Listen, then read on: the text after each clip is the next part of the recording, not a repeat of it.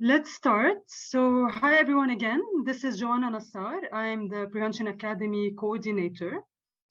Joining me in this session, Helena Sturwey, the Peace Building and Conflict Prevention team leader at the Conflict Prevention, Peace Building and Responsive Institution unit at UNDP Crisis Bureau, and Elsie and Shivani, who will also be with us today in this session and assisting us. Hi everyone.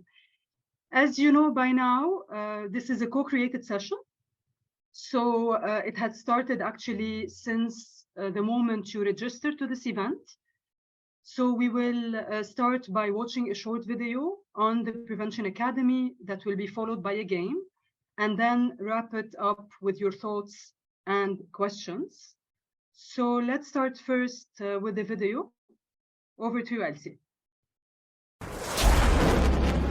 Violent conflicts, multidimensional crises, intercommunal tensions, and broken social contracts have reached their highest levels since World War II. 1.2 billion people are living in conflict-affected areas. More than 100 million people are forcibly displaced.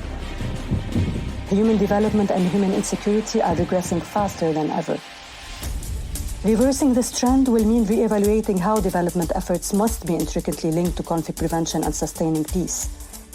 In line with UNDP Crisis offer and its scaled-up ambition on impact and results, and through stronger engagement to anticipate and prevent conflict and crisis, the Prevention Academy offers conflict prevention and peace-building practitioners and policymakers in the UN system and beyond with the tools to understand conflict prevention, connect around peace building, and take strategic actions to prevent conflicts and promote peace.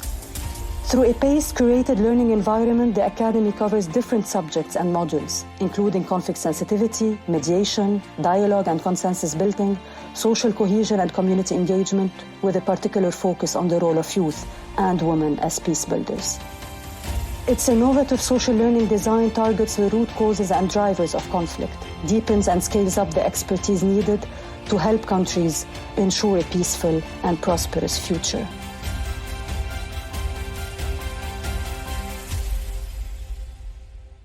So as you see, and you all know, being also practitioners yourself in this field, news all over the world every single day are a reminder for all of us that prevention is not an option.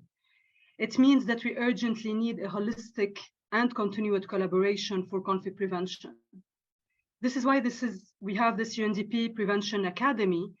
It's there to also make sure that staff, but also practitioners, have the required skills and tools to be able to continue what they do and doing it, giving their best in all areas of development. And you all know, and we also will discuss maybe later, that it's not only about people working in this field, but it's really for everyone involved in any developmental or even humanitarian action. So thanks again. Now it's time to play, and it's your opportunity to earn more tokens, right? So you all have started earning your tokens since you registered to the event. So now there's a link that is shared on the chat box. Please use this link. And you will either by any device that you are using, click on the link, open it, enter your name, okay, and then the same name that you used to register. It's in the chat. Please take a moment. Yeah, and if you can mute. So everyone who played the game will get points, right? So they will be loaded into your dashboard. It will be added on your also the points that you already gotten so far. So I need the link. I can't find the link. It's in the chat box of the Zoom. Can you see it? Yeah. Shivani just posted it. Link to game quizzes.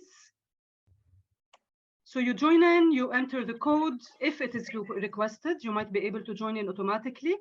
So this is the link that has been posted more than once. Can we see Elsie on the screen if everyone's in already? Thank you.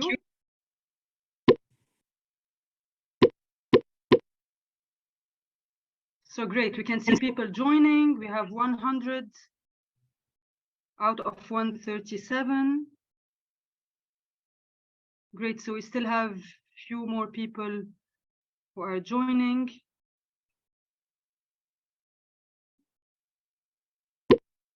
So don't forget, this is your chance to get more points and be the winner, maybe.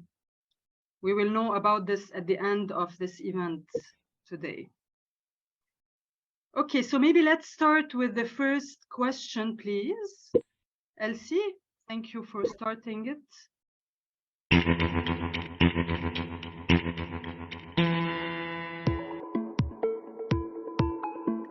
So the first question is to add the email that you used to registered when you register to the event. It has to be the same email.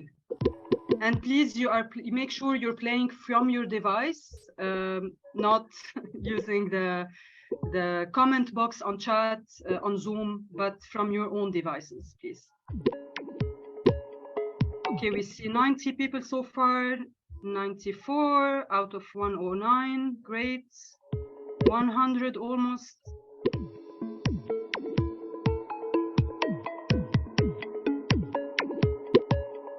Okay, 101.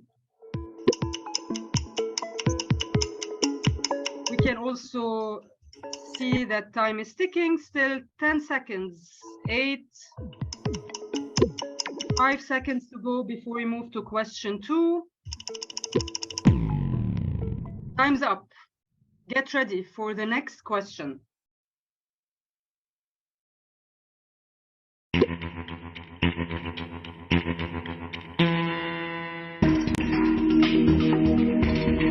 Sustaining peace is mainly about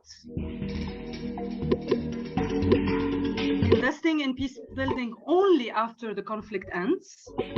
It's a continuous effort to prevent the outbreak, escalation, continuation, and recurrence of conflicts, or it's a desired end state for society. So please choose all relevant answers, all those that apply.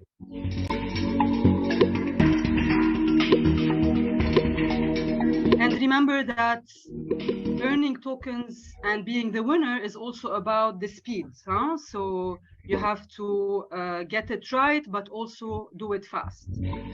So go ahead. We see most of the people answered. 10 seconds to go.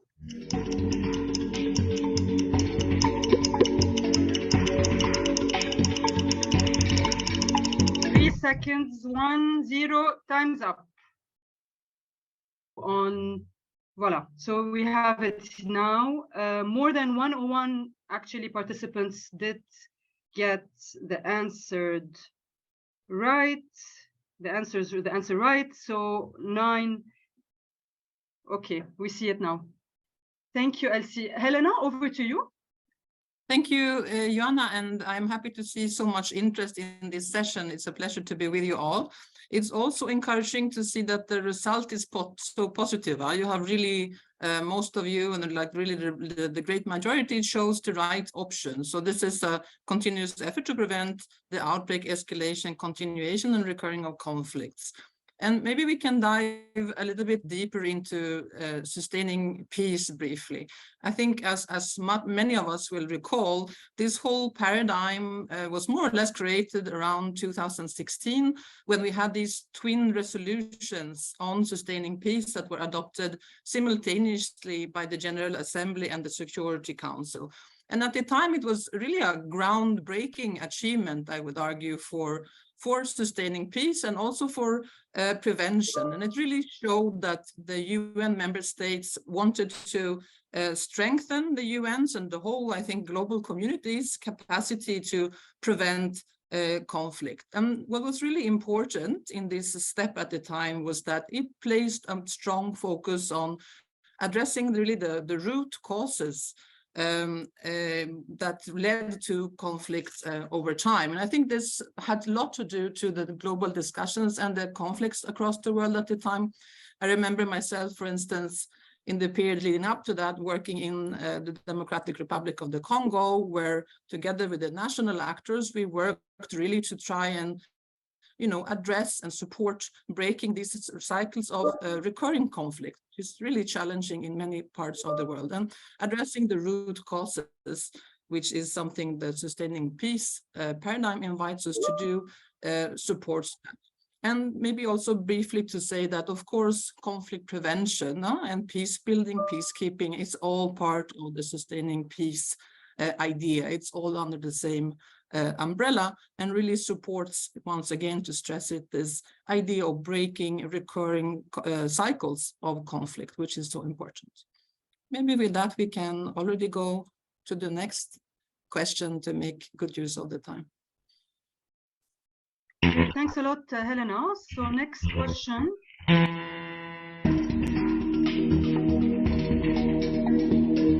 Here we go. Investing in conflict prevention can help communities reduce cost and recovery, reduce likelihood of violence, build social cohesion, or protect development gains. Once again, please choose all correct answers, maybe one, maybe more than one, maybe all of them. And choose because you are sharing the screen.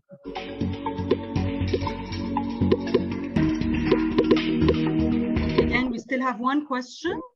So this is your chance to earn more tokens by being quick and getting it right. 73, 78.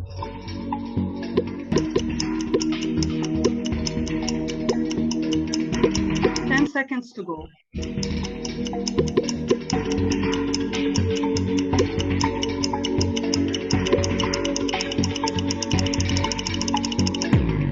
And time is up. Let's see on the leaderboards. Oh, wow. So, yeah, we see that all of you actually got all the questions. I mean, all the answers are correct, and your voices were distributed among all of them. So again, over to you, Helena, to talk a bit more about why we should be investing in conflict prevention more actually than we are, at least now. Yeah, thanks once again, Joanna. I think it's really encouraging. I mean, it's a perfect score. Of course, in this case, all the options were right. And I think this also illustrative of, the importance of investing in conflict prevention, because it has so many positive benefits when it comes to addressing conflict and peace dynamics. If we think about, the investment element for a moment, I think that the UN and World Bank report Pathways to Peace somehow articulated very clearly the business case in a way for conflict prevention. I think the numbers were around, you can save 5 to 70 billion a year if you invest in conflict prevention. And why this is interesting is just that it frees up resources to invest in sustainable development, to invest in sustaining peace, and to reduce, of course, by doing this, the cost of human suffering. So this is really the whole logic behind conflict prevention, in a way, also reducing humanitarian needs and human suffering. However, if we link that to the situation we see today across the world, I think it's not fully matching the actual situation. The most recent data we have, for instance, from the OECD says that about 4% only of the ODA investments are going towards conflict prevention. I think this was the 2020 data. So you can see that there's a clear mismatch in a way in terms of, where do the funding flows and the investments really end up. And again, looking at the challenges we see around us, I think we're all acutely aware of that. The geopolitical challenges, the kind of return of intrastate conflict in a way, really shows also that there's a lot of challenges around related issues, such as reconstituting broken social contracts, which is something which is so acutely needed across the world. And of course, this has to do with also having governments and governance systems that are really supporting populations in situations of pandemic or conflict, for instance. So I think that, investing in conflict prevention, if you just look at the situation of the world today, and also this investment logic behind it, makes so much sense. But nevertheless, we do need a global push, and I think all the participants here is a very good, potential for partnership to push this point further and drive it home. That really the way for the future to have a better outlook for peace and security is to try and gear investments and the thinking more towards conflict prevention rather than maybe security sector spending and these harder approaches to security. So let me stop there and we can go to the next question.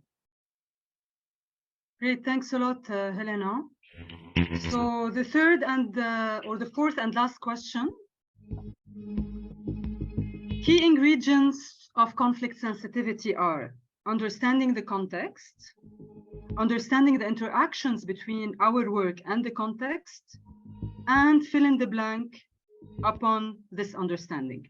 What do you think this word could be?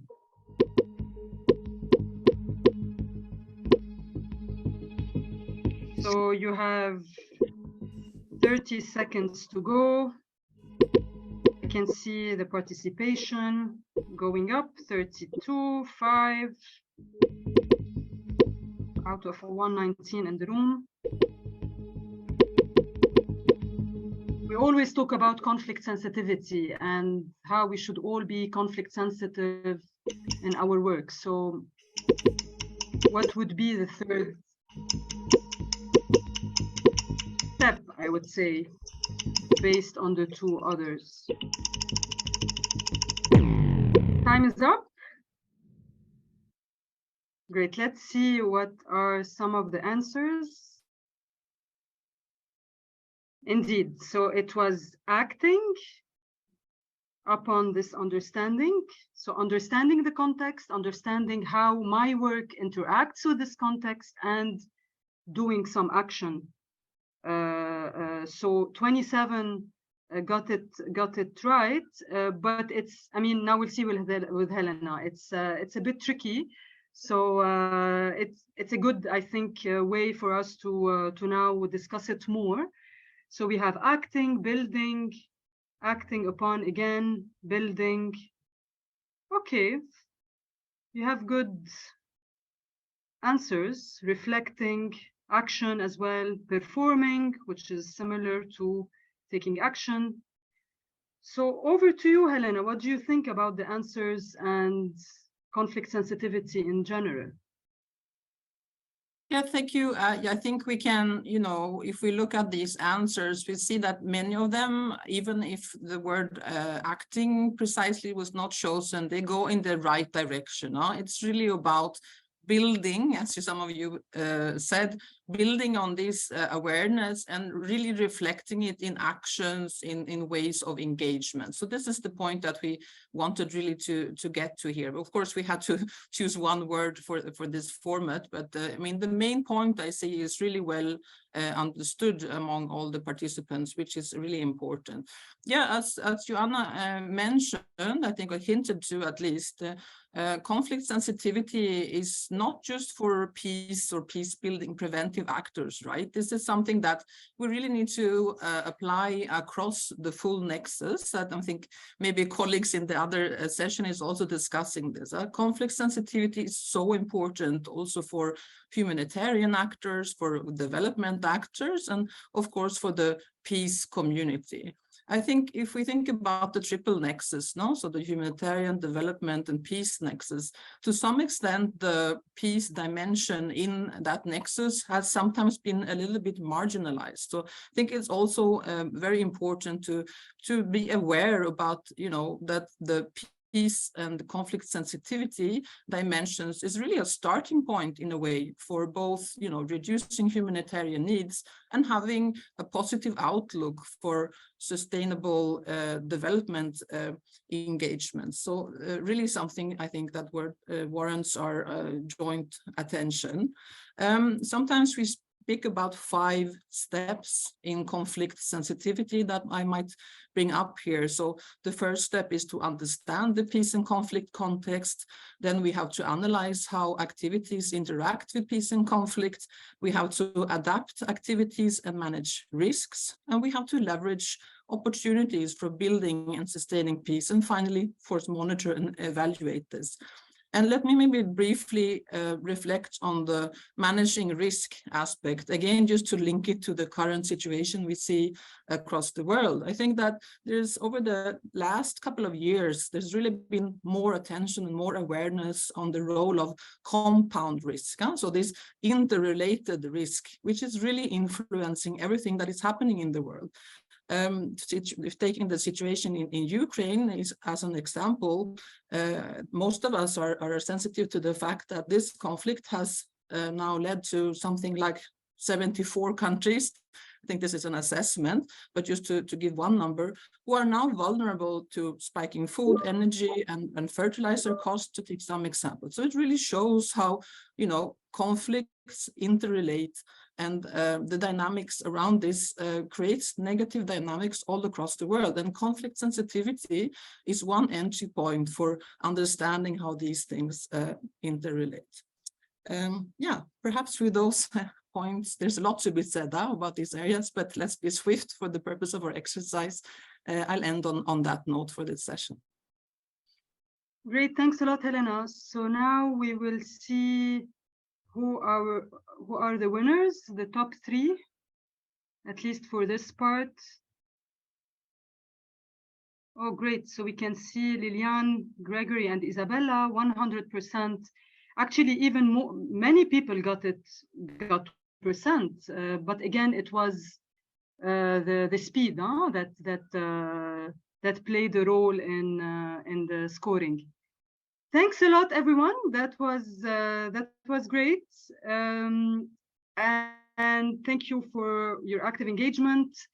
Moving again to Helena for like a key. What would be, in your opinion, Helena, a key takeaway or a summary of a key takeaway out of the 3 questions and what we saw so far? Over to you. Thanks once more. Yeah, well done, everyone. I think that's a good outcome of this session.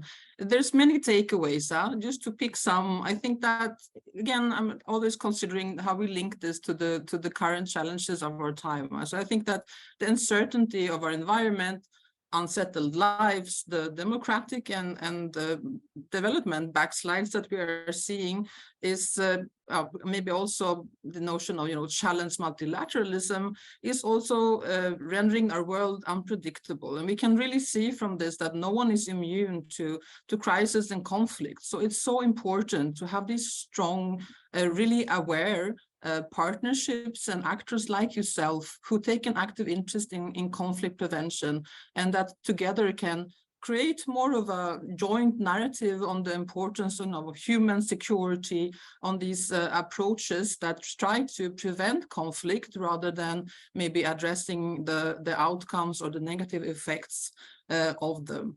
I think moving forward, what's really important, again, thinking about the global context, is that we all try to push more for also preventive diplomacy and all the sort of political facets of preventive action, early dialogue, and trying to engage with any country which is fragile or at the, has a potential of engaging in risk, to seek to have a more sort of stable and positive global community. And really, conflict prevention is not just about the linkages to the development side of things. It can really also have this political interaction. I think this is something we don't stress enough, or we don't pay enough attention to as a global community, but there's so much potential. I think it's really urgently needed. So if there's one takeaway, if I can boil it down to that, and moving forward from this discussion, I think it's really this importance of preventive diplomacy, preventive dialogue, to make sure that we don't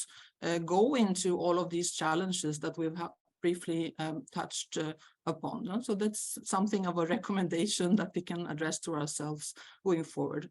But thanks so much for your active participation. I really enjoyed this session, and maybe back to you, Joanna, on that note. Thank you. Thank you, Helena. Indeed, so thanks a lot, everyone. Now it's time for some also input from your side, questions. Please feel free to use the chat or raise your hand. I see someone trying to raise her hand from the video. Mariano? So also it's, okay.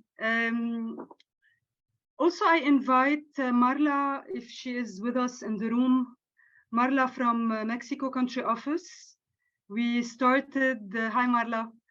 We started actually the rolling out of the Prevention Academy courses with Mexico right after the launch of the Academy in April. So maybe Marla, would you like to share with us a bit your experience with the Prevention Academy, and if it was and how it was relevant to the work or to your work at the country office level? The floor is yours, Marla. Hi, everyone. Thank you. Good morning. As Joanna said, I'm Marla from UNDP Mexico City. So yes, we took the Prevention Academy pilot in April, and we were almost like 20 colleagues who took it. And we also took advantage of the opportunity, and we invited another colleagues from 2 other ministries that were also working on peace building and social cohesion. So I'm going to include my personal experience, but also my colleagues' experience as well, because everyone who took it gave me some good, many good feedback. So I'm going to be just like at a sum up, like it was just like very useful for us because it gave us some tools to map conflict, and also it was the first approach for many of us to peace building. So most of our projects, we work, well, I'm in the unit of governance, but many of our projects were just starting to work on social cohesion. So Prevention Academy just gave all these tools to reinforce our work, and also to make some alliance between another stakeholders. So yeah, everyone just were at the end of the workshop, everyone were like, but we want more. Where are you gonna give it? Can I give you more? Can we invite another people? So I think it was great for all of us. And for now, we are just like my officer, he's trying to pull some other projects about social cohesion. So I think all the tools that it gives on Prevention Academy will be so useful for that project. So thank you very much for all this nice work you have done. Thanks a lot, Marla. It's so good to hear that the training actually resulted in an actual, process of thinking. You had it, of course, in your plan already, but it helps you think more practically how to develop a social cohesion program, which is really great. And as Marla mentioned, it's not just a training that is for peace building practitioners per se, or working in the portfolio of peace building, because as we all know, this is something that should be mainstream and embedded in everything we do, so that we actually make sure that we're not doing harm, but also investing and maximizing in peace in peace opportunities. So thanks a lot for your testimonial and example, Marla. I can see also on the chat, in DAI, to have an effective prevention, we need to understand the causes and consequences of the conflict, trigger mechanism leading to proactive conflict. Exactly. This is exactly what, I mean, conflict prevention and conflict sensitivity is about, right? So to understand where we're working, what we're dealing with, so that we are able to design an intervention that can be really fitting the context, not doing harm, and relevant to the context, and having an impact as well. Let me see as well. So there's a question from Guang. I'm sorry if I'm not saying your name correctly. Roger, any thoughts on how to tell when a conflict is ripe for resolution, or the timing that resolution strategies can help de-escalate a conflict? Helena, any thoughts on this? No, thank you. I think you covered it really well. It's good to have this positive testimonies from that the prevention activity has some concrete impact and how we can really link it to concrete country context. I think in the end, like we tying it back to the game we just had, it's really about reflecting conflict sensitivity in action, because of course the end objective is to have positive impact on the ground. So this is why this bridging is so important. So thank you so much for that, for sharing those thoughts with us. I think that was interesting to hear. Great, and of course, Colin, definitely. I mean, in the CDA, you're saying the Do No Harm framework, the last of the 7 steps is test options and redesign program. Exactly. So it's about how to be flexible enough. So in case the update of the conflict analysis that we should do as well, and on a periodic basis, not just at the beginning, is telling us that some things need to change in the approach or the intervention or the implementation of the activities, we do have this flexibility internally, as well as, you know, with the communities to be able to change and accommodate. So great. As well, we have another comment, important aspect to ensure that we do not work in silos. Exactly. So we all work, we're not alone on the field, we're not alone in the communities, wherever we work. There are so many agencies, so many organizations working. So also part of being sensitive is to understand who are the actors and do all these linkages and be able to build on each other's work. I see a hand from Murai. Please go ahead. Hello, yes, thank you very much. Just a quick question. I remember a number of years ago working with UNDP Indonesia, working on conflict prevention issues. I found one of our biggest problems was actually convincing some of our other UN partners that conflict prevention is a viable strategy. Their response was, well, it's very hard to prove a negative. I was just wondering how much buy-in we have now from our other UN partners, and if this is a UN across UN strategy, or if we're still facing some resistance from some of our colleagues. Thank you very much. Thank you. Maybe Helena, I'll leave that question to you. Yeah, certainly. It's an important question.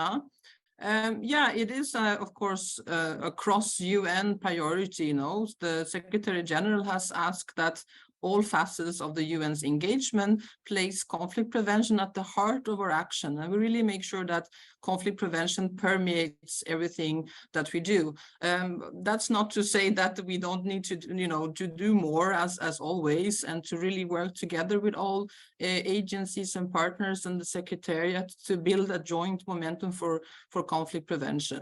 I think on your second point on proving a negative, there's been some evolution on that point. I think it used to be very much how things were seen now, that it's difficult to show sort of the impact of investing in conflict prevention in the sense that the result would be absence of conflict. But since then, yeah, I think we have moved more towards the idea that it is in fact possible to show the concrete impact of investing in conflict.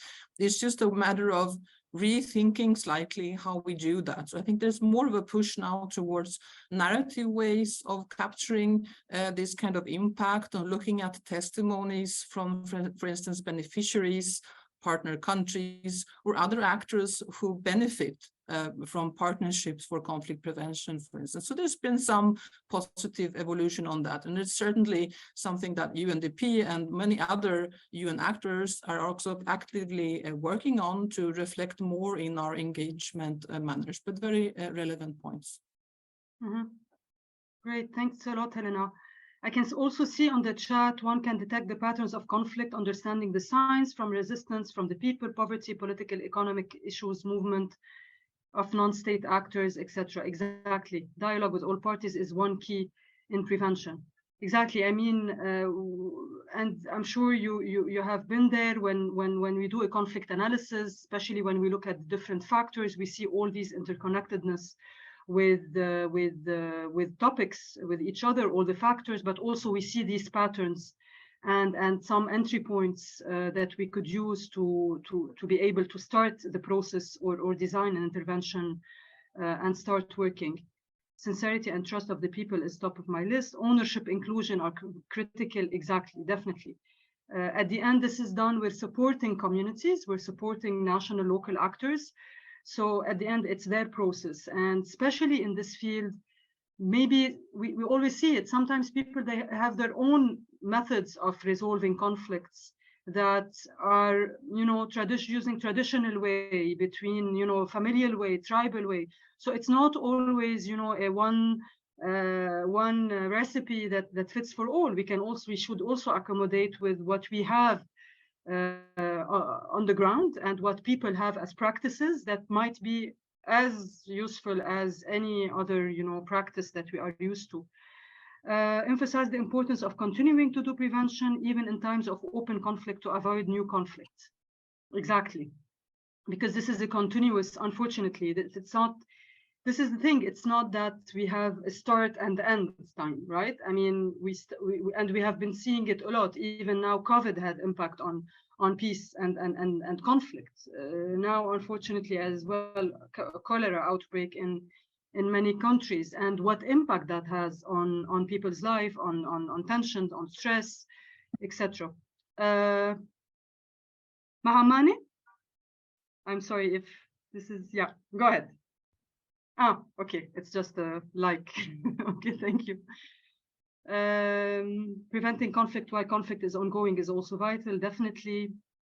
Trust of leaders by the led, finding alternative means of sustainable livelihood from conflict merchants. Of course, because many people are benefiting as well from conflicts and all the business that is in during especially violent conflict and war times. Question, we have a question on improving a negative importance of evidence-based intervention and having proper data and indicators for program. Okay, regarding the question on proving in it, okay. Of course, this is why data, and as well now other colleagues are in the other room on data and the importance of using that in preventing conflict, to monitor, for example, tensions, to monitor incidents, and to have as much information as possible that could help us understand and act. Setting up mechanism for early warning is imperative for early response. Of course, and we have so many examples all over the world about also different types of early warning mechanisms. Shouldn't conflict sensitivity, conflict prevention be driven by the UN country team? Helena, do you want to take this question? Yeah, sure. Yeah, I think that the answer can be yes. Not only the UN country team, I would argue, but certainly the UN country team has an important role to play in this. And so, as we know, the UN country teams engage, for instance, in common country analysis exercises to inform the overall engagement of the UN in countries. And in doing so, it's important to have, you know, very solid application of conflict sensitivity, for instance, within that analysis. And certainly also actors that are on the ground, that are in the local context, that also have the first-hand connection and contact with the national actors, who are always those that have the first perception if things are taking a negative trajectory in a country, if there's enhanced tensions between communities and so on. It's so important to capture that, and especially if we want to do what we set out to do, so trying and engaging early on and really linking our anticipation of risks and our analysis to early action. The role of the country team is really vital. Mm-hmm. Thanks a lot, Helena. Now, maybe before we end the session, we have Alessandra as well with us. Alessandra is joining us from UNDP Tunisia country office to also share her experience with the Prevention Academy. Over to you, Alessandra, and thank you for joining. Thank you, Joanna, and thank you, everyone. Thank you for having me. So my name is Alessandra. I'm project analyst for a security sector reform project of UNDP Tunisia. And Tunisia has been chosen to be one of the case study of the Prevention Academy. We were a very heterogeneous group of experts from different fields. We had experts on violent extremism, gender, economic development, transitional justice. So we gathered, and the Prevention Academy team supported us in the analysis of the case study that we elaborated on the actual political, economic, socioeconomic situation in Tunisia. The Prevention Academy team was actually able to deepen our knowledge on conflict prevention and conflict sensitivity, and it definitely induced creativity and also a capacity to experiment new approaches and developing also different skills that we acquired during the course. So what I personally appreciate the most is that the community of experts that joined from different country offices, and that has been created by the Prevention Academy, and continuously shares sources and information in online classes. So it's very inspiring, opportunity that the country office had. So colleagues keep asking, when is the next Prevention Academy course? When is the next meeting? So it's very interesting. Also because what we learned in the classes is actually used in our daily work. So actually it was very, very useful. So thank you again for choosing us. Thank you, Alessandra. Thanks a lot for sharing this. Yeah, just to say that exactly, I mean, we also needed to be conflict sensitive ourselves. So the approach has been very much based on the needs of each country office specifically. It was based on a context analysis, basically, of first the country we're dealing with, but also the needs of the office. And based on that, there was an adjustment sometimes of the tools. We designed the agenda with the colleagues in the country office so that really it fits their needs, and that as much as possible it can be used later on to mainstream and to use this knowledge in the implementation of their program or thinking about anything else. And it's a process, it's not something that stops. So the continuous coaching, not coaching, but kind of suivi and accompaniment is also there. So thanks a lot, Alessandra. I'm not sure if we have more time. I guess the time is up, right, Shivani? I see many thanks for yeah, maybe we do have 2-3 minutes if anyone else would like to come in. I can still see in the chat very active participation from everyone. Let's see if we have specific questions. Of course, prevention is and should pave the roadmap to HDP, definitely. And I'm sure now colleagues in the other room are talking about this, how to, we had a session as well on the P in the HDP nexus, because it's really about this comprehensive and coordinated approach. Localized approach. Is the UN worried, for example, about populism and how this might be driving new forms of conflict? I don't know, Helena, if you want to say anything about this.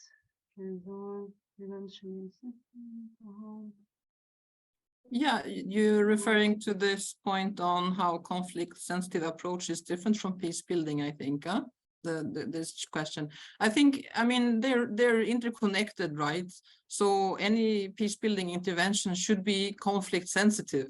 And if you have a conflict sensitive, for instance, development approach, you could also see it as a peace building intervention. As we know, some of the most impactful ways of preventing outbreak of peace and creating more robust and resilient contexts is really through development. So I think that making that distinction is not really the most important way of thinking about it. It's more to think about how can we apply conflict sensitivity to development, making it more geared towards peace building and vice versa. But of course, there are many ways to conceptualize these things. Thanks a lot, Helena. And many thanks everyone for your active participation. This was really great. And we definitely will be, we'll continue this this discussion or at least contact. But just to say that we're not done. We still have the ceremony, which is next. So don't leave. We'll just take a short break and come back to hear from UNDP leadership about our future forward approach to crisis. So you can either leave the room but go to the plenary, so don't leave the meeting itself, or automatically in few seconds or a minute, we will all be redirected to the plenary session. Thanks again. Thank you, everyone.